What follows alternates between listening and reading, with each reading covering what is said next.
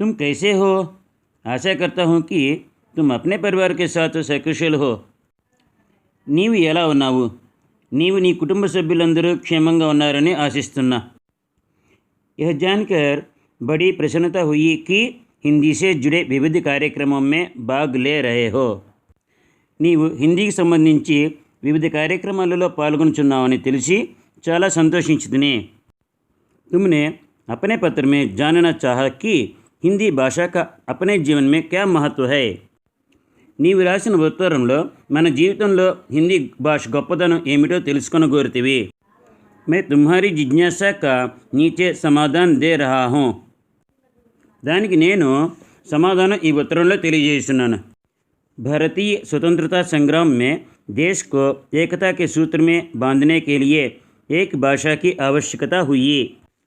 భారతదేశ స్వాతంత్ర సంగ్రామంలో దేశం మొత్తాన్ని ఐకమత్యంగా ఉంచడానికి ఒక భాష అవసరమైనది. यह काम हिंदी से ही साध्य हो सका. हिंदी भाषा तो आ पनि साध्यమైనది. आज हमें एक से अधिक भाषाएं सीखना जरूरी है. ఈ రోజుల్లో మనం ఒకటి కంటే ఎక్కువ భాషలను నేర్చుకోవలసి ఉన్నది. जिनमें हिंदी और अंग्रेजी का स्थान महत्वपूर्ण है.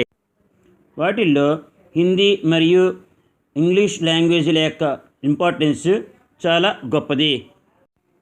हिंदी से हम सारे भारत की पहचान अच्छी तरह से कर सकते हैं.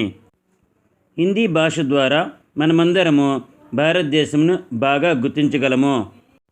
भारत के अलग अलग प्रांतों में अलग अलग भाषाएं बोली जाती हैं. భారతదేశంలో వివిధ ప్రాంతాలలో వివిధ భాషలు మాట్లాడబడుచున్నాయి. हमें भारत के सभी प्रांतों से जुड़ने के लिए एक भाषा की आवश्यकता होती है जिसे सारे भारत के वासी जानते हैं. మనం భారతదేశంలోని అన్ని ప్రాంతాలతో సంబంధాన్ని కలిగి ఉండడానికి ఒక భాష అవసరమైనది. ఆ భాష భారతీయులందరికీ తెలిసినదిగా ఉండాలి. वैसी भाषा ही हिंदी है जो सारे भारतीयों को एकता के सूत्र में बांधती है. ఆ భాషయే హిందీ భాష. ఆ భాష భారతీయులందరినీ ఐకమత్యము అనే సూత్రంలో బంధిస్తుంది. हिंदी अपने शाब्दिक अर्थ से भी भारतीय कहलाती है. హిందీని శాబ్దిక అర్థంతో పరిశీలించిన అది భారతీయ భాష అని పిలువబడుతుంది. इसलिए देश के वर्तमान और भविष्य को ध्यान में रखकर भारतीय संविधान ने अनुच्छेद 343(1) के तहत हिंदी को 14 सितंबर 1949 राजभाषा के रूप में गौरवान्वित किया है. అందువలన దేశంలోని వర్తమాన భవిష్యత్ పరిస్థితులను దృష్టిలో పెట్టుకుని భారతీయ రాజ్యాంగంలోని అనుచ్ఛేదం 343(1) ఆధారంగా హిందీ భాషను 14 సెప్టెంబర్ 1949 సంవత్సరంలో రాజభాషగా ప్రకటించి గౌరవించడమైనది. तब से हम हर वर्ष 14 सितंबर को हिंदी दिवस मनाते हैं. అప్పటి నుంచి మనం ప్రతి సంవత్సరం 14 सितंबरను हिंदी दिनंगा జరుపుకుంటున్నాం. आज भारत के अलावा बांग्लादेश, नेपाल, भूटान, सूरीनाम, दक्षिण अफ्रीका आदि देशों में हिंदी की मांग बढ़ती ही जा रही है. ఈ రోజున భారతదేశంలోనే కాక బంగ్లాదేశ్, నేపాల్, భూటాన్, సూరినామ్, దక్షిణాఫ్రికా మొదలైన దేశాలలో కూడా హిందీ పైన మక్కువ పెరుగుతున్నది. विदेशों में भी हिंदी की रचनाएं लिखी जा रही हैं जिसमें वहाँ के साहित्यकारों का भी विशेष योगदान है. విదేశాలలో కూడా హిందీలో రచనలు జరుగుతున్నాయి. ఆ రచనల్లో అక్కడి సాహిత్యవేత్తల యొక్క విశేష ప్రాధాన్యత కూడా ఉంది. ये हम सब के लिए गर्व की बात है कि विदेशों में भारतीयों से आपसी व्यवहार करने के लिए वहाँ के लोग भी हिंदी सीख रहे हैं. మనందరికీ గర్వించవలసిన విషయం ఏమిటంటే విదేశాలలోని భారతీయులతో పరస్పరం వ్యవహారాల కోసం అక్కడ విదేశీయులు కూడా హిందీ నేర్చుకుంటున్నారు. इस तरह हिंदी की मांग आज विश्व भर में बढ़ती ही जा रही है. ఈ విధంగా హిందీపై అభిరుచి ప్రపంచవ్యాప్తంగా పెరిగిపోతూ ఉన్నది. इसलिए भारत के अलावा अन्य देशों में भी कई संस्थाएं हिंदी के प्रचार व प्रसार में जुटी हुई हैं. అందువలన భారతదేశంలోనే కాక మిగతా ఇతర దేశాలలో కూడా ఎన్నో సంస్థలు హిందీ ప్రచారం మరియు ప్రసారంలో పాలు పంచుకుంటున్నవి. जिनमें केंद्रीय हिंदी संस्थान हिंदी शिक्षण प्रशिक्षण कार्यों से देश विदेश में अपना महत्वपूर्ण योगदान दे रहा है. దీనిలో కేంద్రీయ హిందీ సంస్థాన్ వారి సేవలు కూడా దేశ విదేశాలలో ఎంతో సహకరిస్తున్నాయి.